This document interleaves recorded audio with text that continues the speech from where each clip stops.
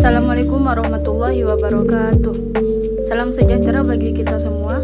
Sebelumnya saya ucapkan terima kasih kepada Bu Darsiti selaku dosen pengampu studi kelayakan bisnis. Perkenalkan, nama saya Ranti Nur Syaban yang akan bertugas menjadi moderator dalam presentasi kali ini mengenai laporan studi kelayakan bisnis pada usaha CP Siroj Pawaj.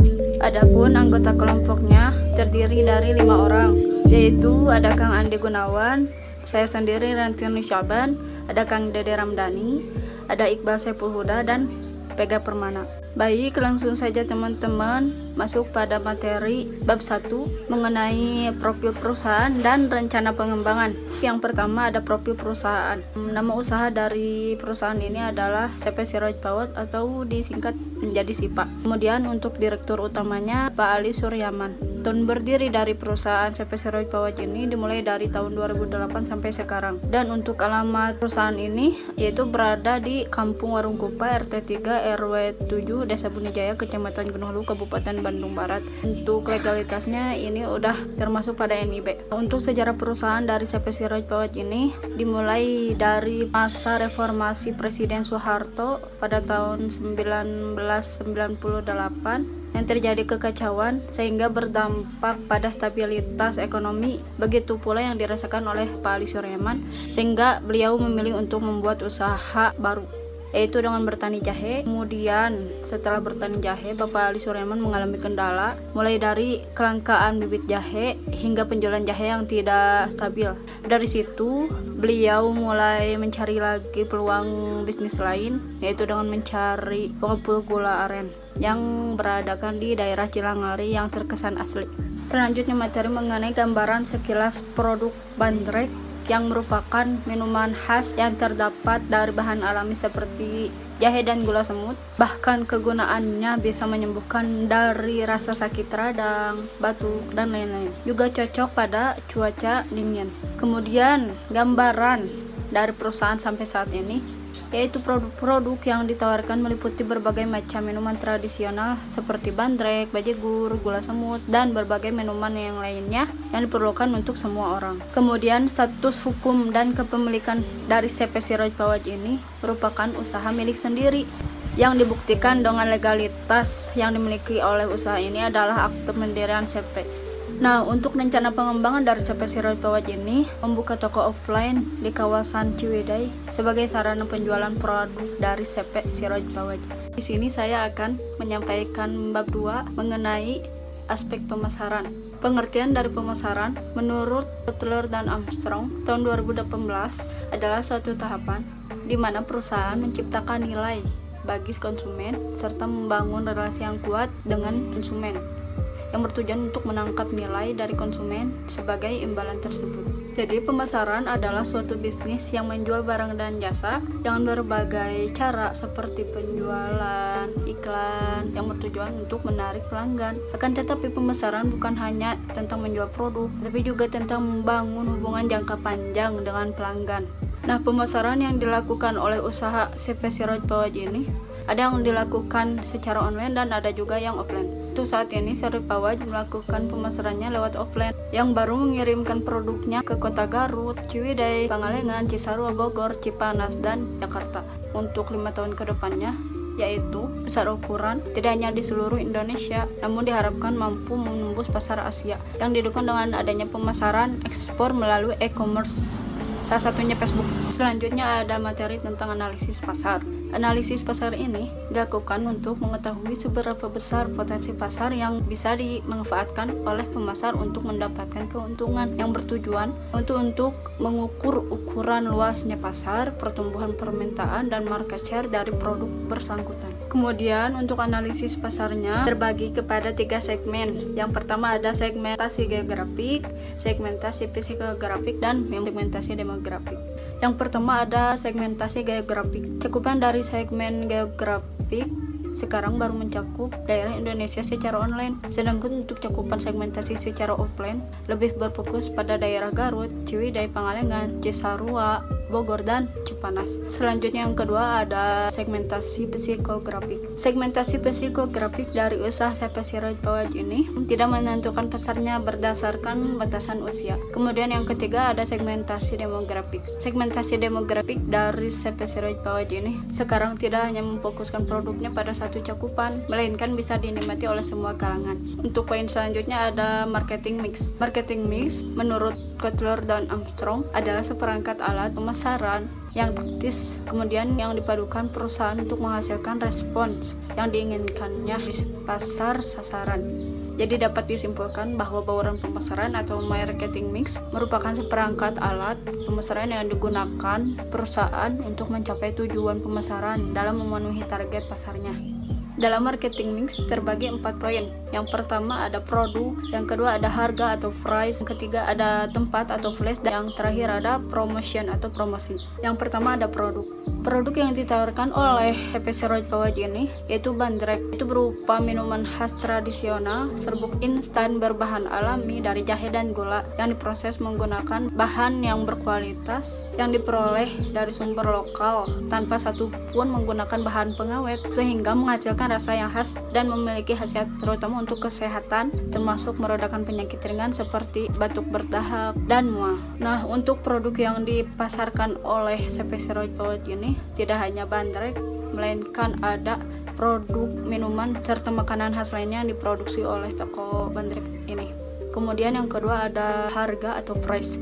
Harga jual yang ditawarkan oleh CP Siroid Pawaj ini sangatlah terjangkau. Kemudian untuk harga jualnya tergantung pemesanan konsumen. Namun untuk produk bandrek ini memiliki harga yang ditentukan dari bentuk kemasan yang dipakai, sehingga harga yang ditawarkan cukup bervariasi. Adapun kemasan yang dipakai oleh bandrek tersebut ada kemasan box yang berisi 5 pieces yang dibanderol dengan harga 15.000 per kotak. Nah, untuk rencana penempatan dari produk bandrek ini yang lebih mudah diakses yaitu daerah Ciwidey. Tempat tersebut cocok dengan minuman penghangat seperti bandrek ini karena kawasan tersebut memiliki cuaca yang dingin serta dekat dengan kawasan wisata lainnya. Kemudian pengunjung akan merasa penasaran dengan produk tersebut. Terakhir ada promosi. Promosi yang dipasarkan oleh CP Siroid Pawaj ini yaitu melalui media sosial seperti Facebook. Untuk 5 tahun ke depannya diperkirakan CP Siroid Pawaj ini akan melakukan promosi melalui penyebaran pamflet dan juga bekerja sama dengan tempat wisata sekitar Ciwidey untuk memperkenalkan produk bandrek pada wisatawan. Di sini saya akan lanjutkan mengenai bab 3 yaitu aspek teknis dan operasional. Di sini untuk poin yang pertama yaitu desain produk. CP Siroid Pawaj mendesain produknya sedemikian rupa agar dapat menarik minat konsumen.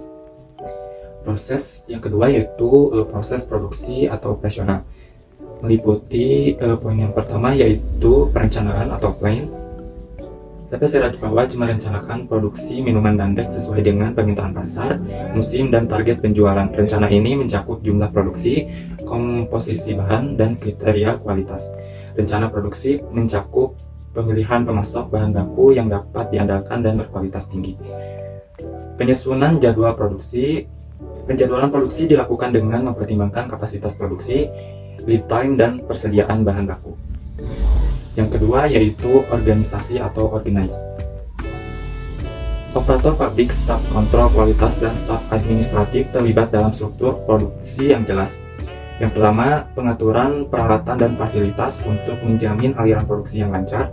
Fasilitas produksi diatur sedemikian rupa. Yang kedua, pembentukan tim produksi. Tim produksi terlatih dan siap bekerja sama untuk mencapai efisiensi produk yang tinggi. Ketiga yaitu aksi atau act. Penerimaan dan pemrosesan bahan baku. Setelah bahan baku diterima, mereka diuji dan diproses sesuai dengan standar operasional. Yang keempat yaitu pelaksanaan proses produksi. Proses produksi bandrek dijalankan dengan teliti termasuk pemasaran, penambahan bahan, dan pengadukan. Yang kelima yaitu kontrol kualitas real time. Pengawasan kualitas dilakukan secara real time untuk mendeteksi potensi masalah dan mencegah produk cacat. Yang ketiga yaitu pengendalian atau kontrol. Pengujian produk jadi diuji secara menyeluruh untuk memastikan kualitas dan kepatuhan terhadap standar. Penyimpanan produk, kontrol penyimpanan produk jadi untuk mencegah kontaminasi dan menjaga kualitas produk. Yang keempat, evaluasi dan peningkatan proses. Evaluasi dilakukan secara rutin dan hasilnya digunakan untuk meningkatkan proses produksi, efisiensi, dan kualitas produk. Selanjutnya yaitu definisi operasional. Operasional adalah suatu konsep abstrak yang digunakan untuk mempermudah pengukuran suatu variabel secara lebih khusus. Operasional juga bisa diartikan sebagai panduan untuk melaksanakan kegiatan atau pekerjaan penelitian. Definisi operasional yang dipilih dalam penelitian ini adalah definisi penjelasan yang didasarkan pada langkah-langkah operasi yang perlu dilakukan agar gejala atau keadaan yang didefinisikan menjadi nyata atau dapat terjadi. Baik, selanjutnya yaitu spesifikasi bangunan dan tata letak. Di sini spesifikasi bangunan yang dimiliki oleh SMP Siraj Fawaj saat ini yaitu luas tanah sekitar 21,4 atau 300 meter. Luas bangunan yaitu 255 meter persegi. Tipe bangunan yaitu pabrik rumah. Jenis fondasi yaitu batu kali, struktur bangunan beton bertulang, dinding bangunan batu bata merah, atap terbuat dari rangka kayu dan asbes. Ini instalasi listrik dan air sebesar 1300 watt. Pintu dan jendela terbuat dari kayu, dan yang terakhir yaitu lantai diplester atau semen. Selanjutnya di sini ada data terkait ekspansi pasar atau toko offline. Yang diperlukan yaitu luas tanah sekitar 140,625 meter. Luas bangunan yaitu 140 meter persegi. Tipe bangunan yaitu toko rumah. Jenis fondasi yaitu batu kali, struktur bangunan beton bertulang, dinding bangunan batu bata merah, atap rangka kayu dan asbes. Instalasi listrik dan air yaitu sebesar 1300 watt. Pintu dan jendela terbuat dari kayu dan lantai terbuat dari keramik. Di sini juga ada gambaran denah perusahaan saat ini. Yang pertama di sini ada tempat penyimpanan, ada tempat penyimpanan bahan. Di sini ada tempat penyimpanan produk, tempat produksi. Dan di sini ada tempat packing, tempat penggilingan jahe, tempat penggilingan gula. Dan ini gambaran denah rencana pengembangan ekspansi pasar toko offline. Yang diperlukan itu ruangan pemasaran. Yang kedua yaitu ada ruang kantor. Yang ketiga di sini ada ruang penyimpanan. Di sini untuk poin selanjutnya yaitu peralatan kantor dan furniture. Peralatan kantor mengacu pada semua perangkat yang digunakan dalam aktivitas kantor sehari-hari seperti alat tulis, peralatan elektronik, dan perlengkapan lainnya. Sementara furnitur mengacu pada perangkat berupa perabot seperti meja, kursi, lemari, rak, dan lain-lain yang digunakan untuk keperluan kantor. Oleh karena itu, peralatan kantor mencakup peralatan yang digunakan, sedangkan furnitur menekankan pada perabot dan perlengkapan yang ada di lingkungan kantor. Selanjutnya saya akan menjelaskan bab 4 mengenai aspek organisasi dan manajemen yang terdiri dari 4 bagian. Pertama, bagian vendor utamanya yaitu oleh Pak Ali Suryaman sebagai pemilik dari perusahaannya tersebut. Selanjutnya ada bagian produksi dan packing oleh Pak Rizky Akbar. Selanjutnya ada bagian distribusi oleh Pak Ahmad. Yang terakhir ada bagian marketing oleh Teh Tita. Rencana pengembangan dari struktur organisasi itu tidak akan terjadi perubahan, namun untuk bagian produksi dan packing kemungkinan akan terjadi perubahan, yaitu dengan akan diadakannya penambahan pada karyawan. Aspek selanjutnya yaitu job description dari CP Siraj Fawaj yang memiliki 4 job desk, yaitu yang pertama ada pemilik perusahaan yang dikelola oleh Pak Ali Suryaman, kemudian bagian marketing yang dikelola oleh anak perusahaannya sendiri yaitu oleh Teh Tita. Selanjutnya ada bagian pengawas produksi yang bertanggung jawab atas hasil produksinya. Yang terakhir ada bagian karyawan packaging. Untuk bagian packaging yaitu dengan memasukkan bahan baku yang telah diolah ke dalam kemasan yang telah diberikan ukuran masing-masing Aspek selanjutnya yaitu ada kebutuhan tenaga kerja dari CP Siroj Pawaj. Tenaga kerja dari CP Siroj Pawaj ini merupakan aspek penting yang terdapat dalam struktur ekonomi suatu perusahaan maupun sebuah organisasi. Aspek selanjutnya yaitu ada rekrutmen. Rekrutmen tersendiri adalah proses atau serangkaian kegiatan yang dilakukan oleh suatu organisasi atau perusahaan untuk menarik, memilih, dan menempatkan suatu individu yang sesuai dengan kebutuhan pekerjaan yang telah tersedia.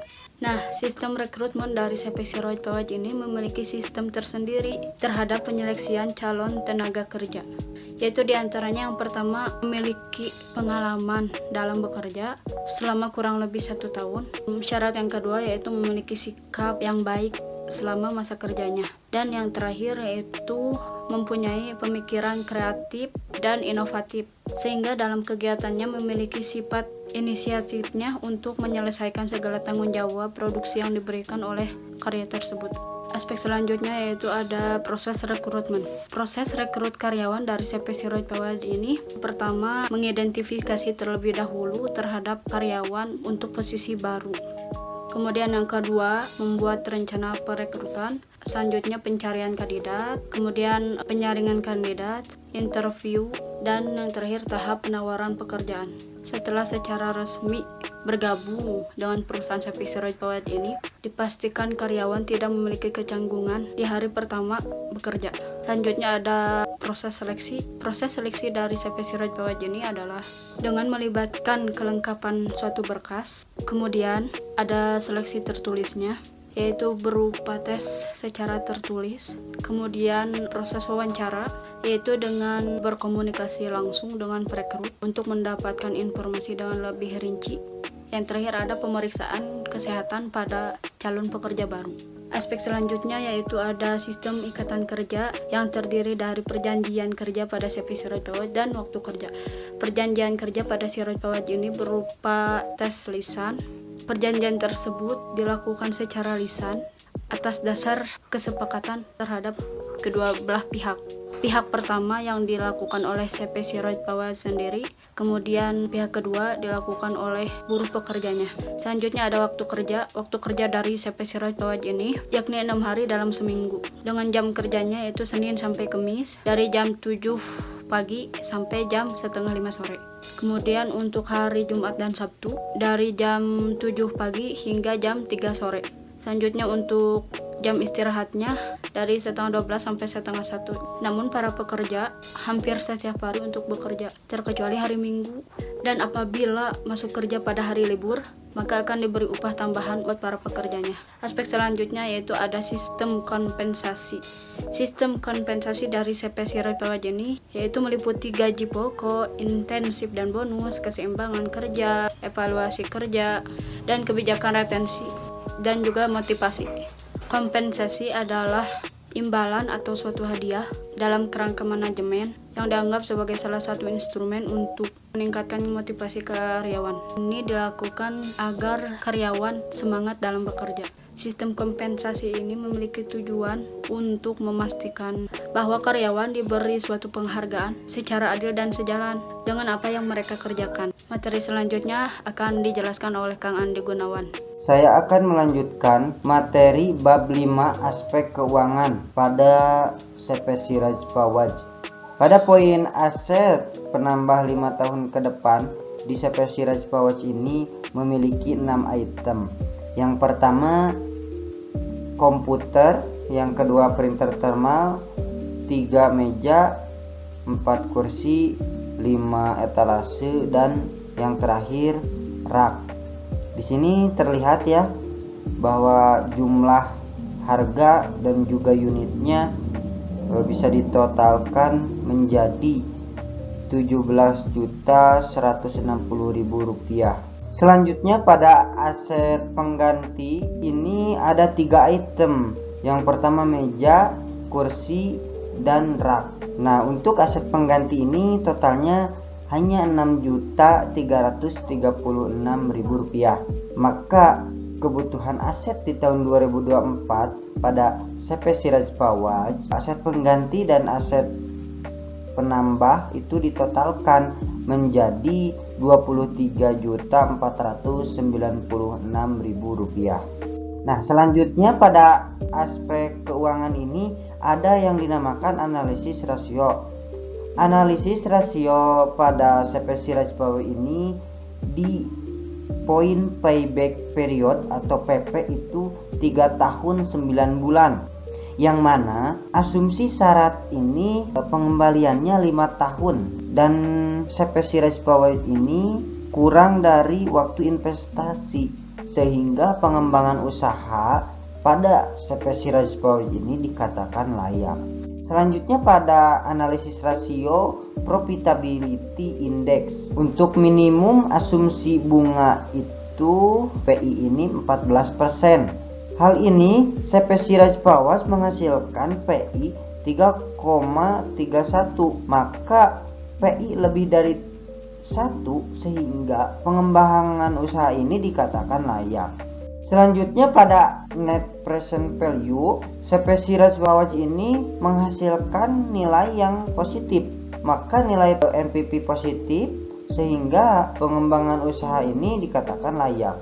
Nah, untuk internal rate of return atau IRR pada CPC Rajis Bawaj ini berada di antara NPV 1 dan NPV 2, sehingga pengembangan usaha CPC Rajis Bawaj ini dikatakan layak.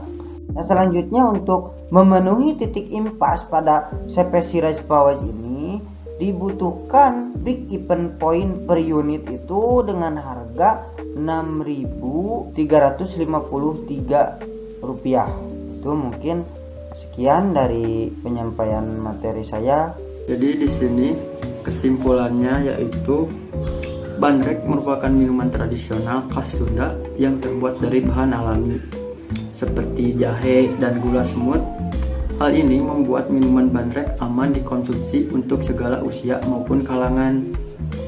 Bandrek sering disajikan dalam bentuk minuman yang dibuat dengan air panas dengan tujuan untuk menghangatkan tubuh di saat cuaca dingin, seperti di kala hujan ataupun pada saat malam hari. Tak hanya itu, bandrek juga memiliki manfaat menyembuhkan sakit radang dan batuk. Hal ini dikarenakan bandrek memiliki rasa yang sangat hangat saat diminum sehingga dapat meredakan sakit radang maupun batuk. Dengan ini dapat disimpulkan bahwa perusahaan CPC Rajis Bawaj layak untuk melakukan bisnis. Hal ini dapat dilihat dari berbagai macam penganalisian dari berbagai aspek seperti aspek pemasaran, aspek teknis, dan operasional. Hal ini juga didukung dengan pemasaran yang dilakukan oleh CPC Rajis Bawaj yang memiliki pemasaran offline maupun online, sehingga produk dapat dipasarkan secara luas melalui pemasaran online.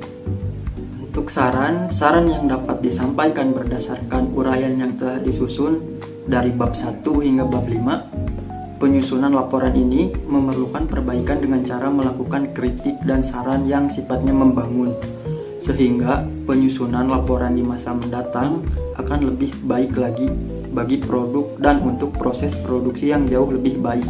Seharusnya menggunakan mesin produksi standar nasional, sehingga akan memudahkan perusahaan dalam memproduksi produknya dalam jumlah banyak. Sekian dari saya. Mohon maaf apabila ada kekurangan. Wassalamualaikum warahmatullahi wabarakatuh.